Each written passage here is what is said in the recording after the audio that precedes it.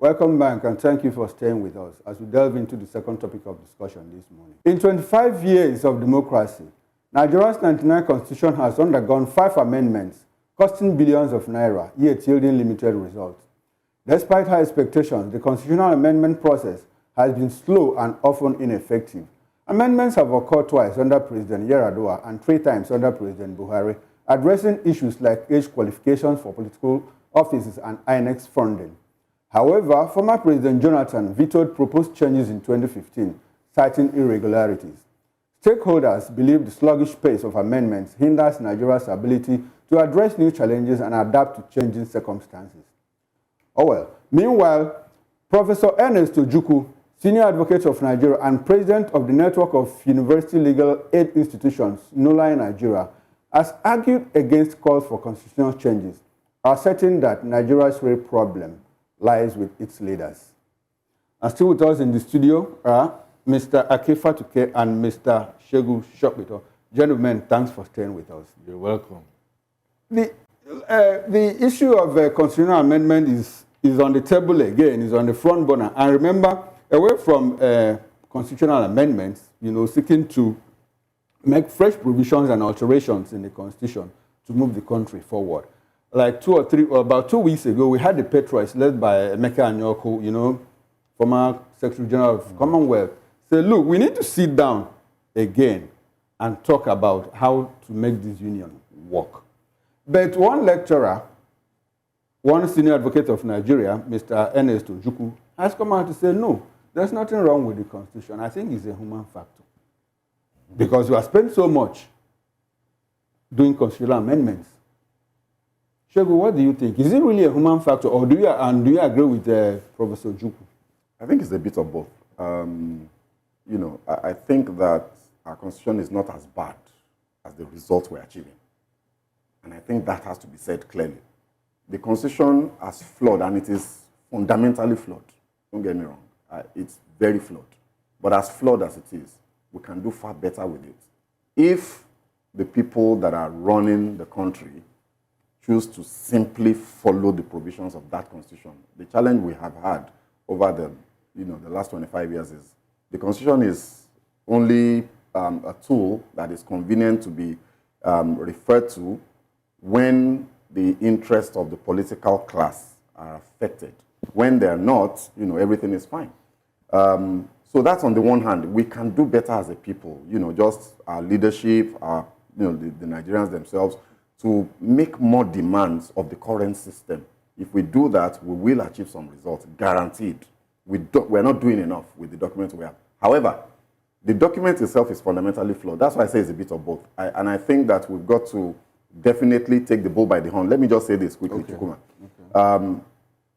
It is shocking to find that, and I really was shocked when I was reading this report, because we've lived through this process, and that's why I talk about the descent into tyranny, how it just happens and you don't even notice.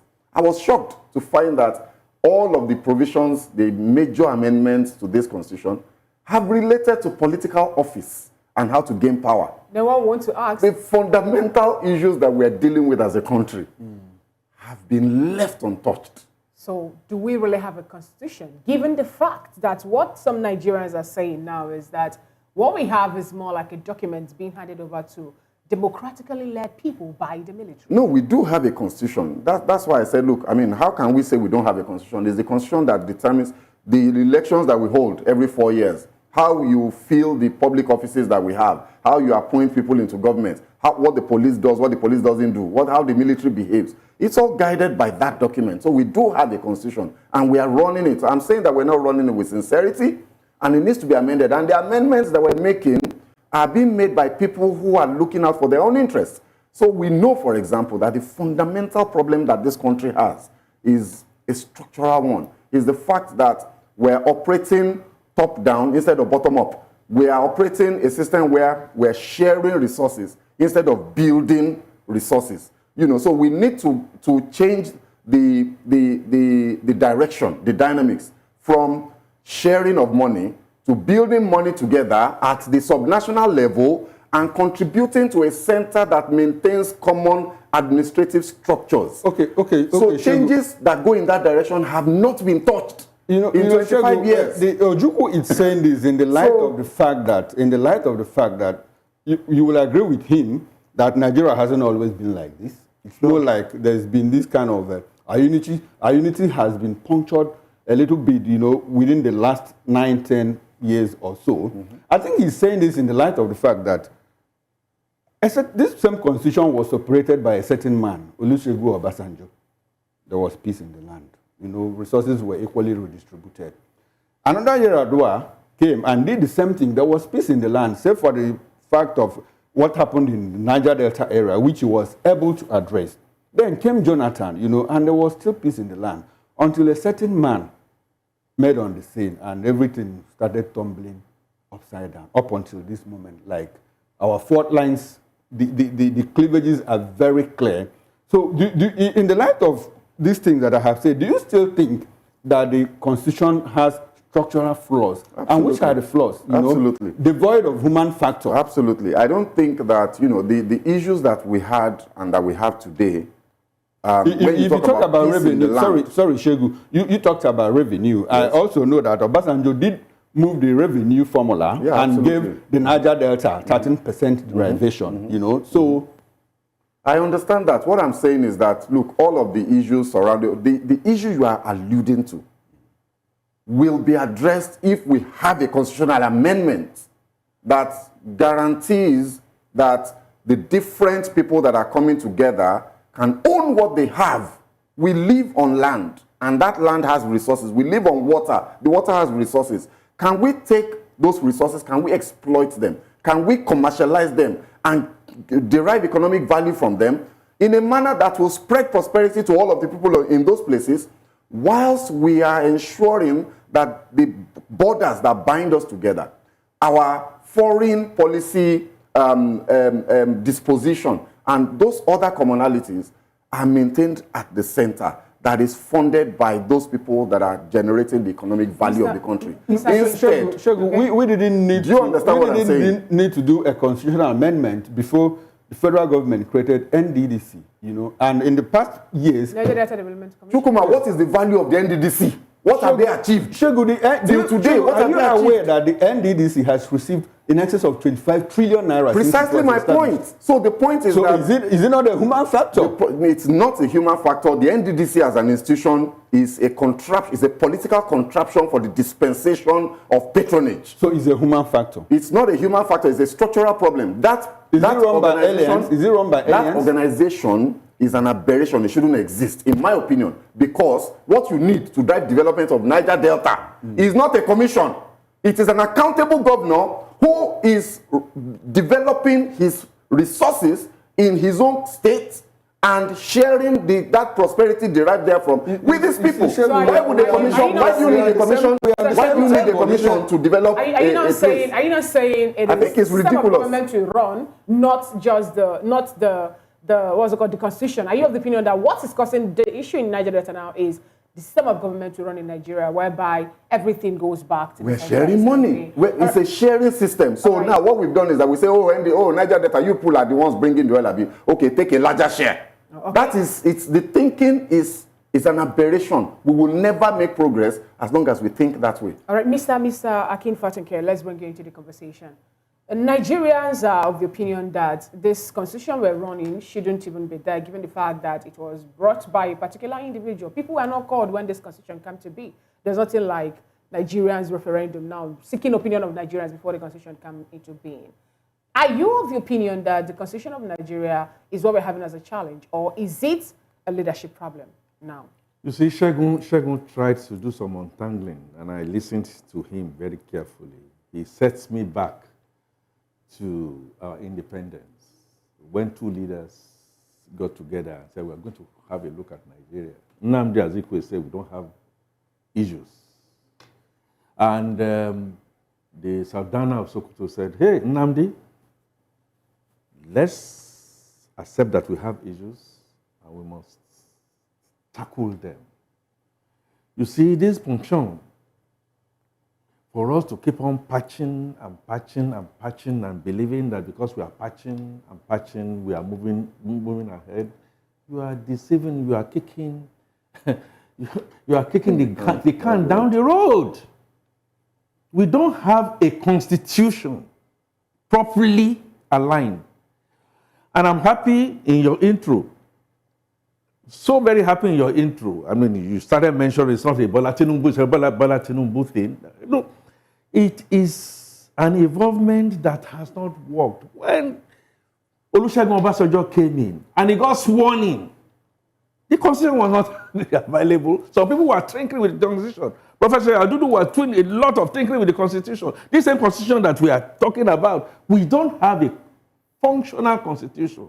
And so we don't have a functional government. We must come back to basic tax. We are talking about NDDC, we are talking about sharing, which I agree, absolutely. And then when it comes to the fact that we are of different tribes and tongues and our interests are different. Now, let's come to where we are today. How will anybody now say that Bola Ahmed Tinubu has not made some attempts, much more bolder attempts than all others? One will be issues surrounding state police that we should continue to act, of course. And then the local government autonomy. At the end of the day, what happens? Whether we are going to hit a stone here, we are going to go to the same National Assembly that we went to at one point in time when we were talking about indigenous and citizenship, and the thing was shut down. When some people said that as far as my own gestures, my own worldview is concerned, I don't have any problems with asking a woman to lead me, and some people say, no, that cannot happen. We are different. So let us get back to the good common sense, in my view, of the patriots. Let's all sit down. I go to the national confab or national confab. I hear Professor Ojukwu, and I hear what he's saying. Look, bring the best constitution. Bring it amongst barbarians. They will not speak the same language. We must understand the fact that we are different, and we must fashion a form of government.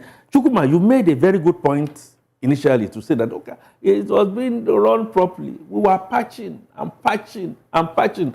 And you cannot be going to Kwara Namoda and you are facing the Atlantic Ocean and thinking that you will not, like Moses and the Israelites, not spend 40 years and 40 days. So let's say the truth to ourselves. Let's say this is not taking us anywhere. Let's say, like Fina, you said, it's a constitution that was fashioned by some people deciding at a particular point in time. These speak the mind of Nigerians, and we have since evolved.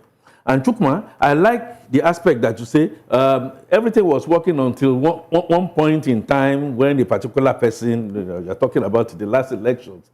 Look, repeat this last election. I was talking about Buhari. It's Buhari that came and turned everything upside down. No. Yes. Because the agitation in the Southeast wasn't as intense. There was no agitation in the Southeast. Why do we have agitation in the Southeast? No, because the Southeast felt excluded by the Buhari regime. It's not clearly excluded. It's not feeling excluded? You tell us. Yes. How many presidents have they produced? You see? No, it's not. Wait. It wasn't even about producing the president. Well, it wasn't about let me say this. Let me say something and let me have my peace. Okay, go ahead. Okay. It's all about the center grabbing government. If it is the North, everything keeps quiet out there. If the Southeast grabs governance today, okay, it's my view. You may disagree. If the Southeast grabs governance, so the Southwest had grabbed governance now is like relative peace. No, but I said that when Obasanjo, a Southwesterner, was in power, there was peace because resources and positions were equally distributed. We didn't hear about anybody wanting to leave Nigeria. Like he said, we were sharing money. Did we have we were sharing money. Was Nigeria better under Obasanjo? While we paused, certainly Nigeria was better. There was peace in the land. According to your, you can't make economic progress. If you planted tares, you will not harbor maize. Nigeria is planted over time, even back to the British time. So what changes right now? What changes? Before you have your peace, let me ask you. Thank you for giving me my peace. Thank you for giving me my peace. Let me ask you what changes you would want to see in the Constitution. Just a few. Overhaul. We don't have a constitution. Overhaul or partial overhaul. Don't have a constitution. It's not good. Look, I'm not here to cover, at my age, we are not getting anywhere with this same constitution that we are talking about. And then, okay, all right, you could then have a bad vehicle and you could start to, put new engine here and there for 25 years. One amendment in every 5 yeare. Why do you think that is so? Because we look at things differently. Take it to the National Assembly. Are the people in the National Assembly, are those the ones that are going to make all the things that we need to make? And so then a complete overhaul is what you ask for. A complete overhaul. Nigeria has to be recalibrated. Recognize the facts, like, Sadana of Sokoto said. Did say. Okay. We are different. We are different tongues. We are different tribes. Let's recognize that. Let's go a bit loose and decide what we are going to put in the center. Thank you very, very much. But taking it from so you give me my something, piece. Yes, I have. Taking it from something you said, our tribes and tongues differs. Yes. The new anthem comes to mind. Though tribes and tongues may differ, in brotherhood we stand. And then I start to ask myself, that is the brotherhood. That is the brotherhood. If we are going to focus on our tribes and tongues, we are different, but in brotherhood, let us tribes and tongues. That's what I'm asking for. So in brotherhood, we don't have to shed blood. Let's all come together, like the Patriot said. Stand or go our separate ways. Understand your understanding, your separate ways. I'm asking. Okay. I'm asking. Do we have to go our separate ways? When in brotherhood we can come together and say, wait a minute, this is not working for us. These are our peculiarities. We agree to disagree and put everything and say, well, yes, some people are asking for referendum now, you are aware. Okay. So, before we run out of point time, is, let's have your concluding we are thoughts. not, my concluding thought is that we are going nowhere, unfortunately. I pray I'm wrong, even with my analysis. We are not going nowhere with this tinkering of 35 years constitution. We are going to remain for the next 25 years. We will not agree. We must all come together and say, wait a minute, this is not working for us. Let's fashion a new constitution made by the people, and for the benefit of the people. All right. That's simple. Thank you very much. In tribes, though tribes and tongues may differ, brotherhood we stand. Will the constitution make us stand together? Or will it? Or should we ask for? Well, as you react to that, as you give us your concluding thoughts as well, Mr. Segun. I would like you to spare a few minutes or seconds actually, to respond to the not too young to run bill that was passed. Right after that one was passed, we saw Buhari telling young people, look, you guys, wait for your time, really. That we haven't seen that play out really in terms of contesting for the highest seat in the land. Are you sure? In the land, highest seat in the land. Yaya Bello is not a young to run? Well, he hasn't. He didn't. Okay, I hear you. Yeah, well, I mean, look, it's a process, and it will take time. And you must also, and I think this is part of the reason I agree with Ojukwu to the extent that he says it's the people. The people themselves must also be deliberate in wanting to engage with the document they currently have. I agree with that. But what I'm saying, and that you have heard him, also agree and expatiate on extensively, is that no matter how much the people try to operate a defective document, the document remains defective, right? So not too young to run bill is just a part of is a manifestation of that. The political structure, the political system that produces our leadership selection process. If you like, change the constitution and say it is only 30-year-old that can run, not just that is an age limit. The politicians who want to take power will find a way to undermine that, right? So for me, let us come together.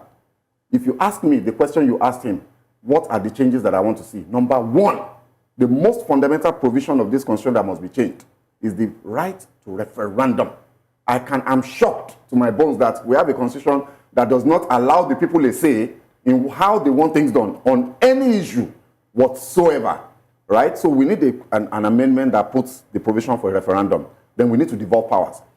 If we say, but in order to achieve that, we need to tear this document and start afresh, fine, but I don't think that that is realistic. Don't sit on the fence, So, is it the people or is it the constitution? no, it's the document. It's the document. We have a defective document. We must change it. So the document is what we're having as a challenge. We must change the document. Mr. Akin, is it the people or the document? A document that says, people or the document that says that I cannot get you to be the Senate President of Nigeria. Is it a document or the people, Mr. Akin? I said a document that says I cannot get you to be the President of Nigeria. So is that not constitution defective? is a problem in Nigeria. That is The what constitution is the problem, and we need to deal with it. To you. We've been speaking with Segun Shokbito, Chairman, Accountability Council and Transparency Network, and Akin Fatunke, who is a communications consultant.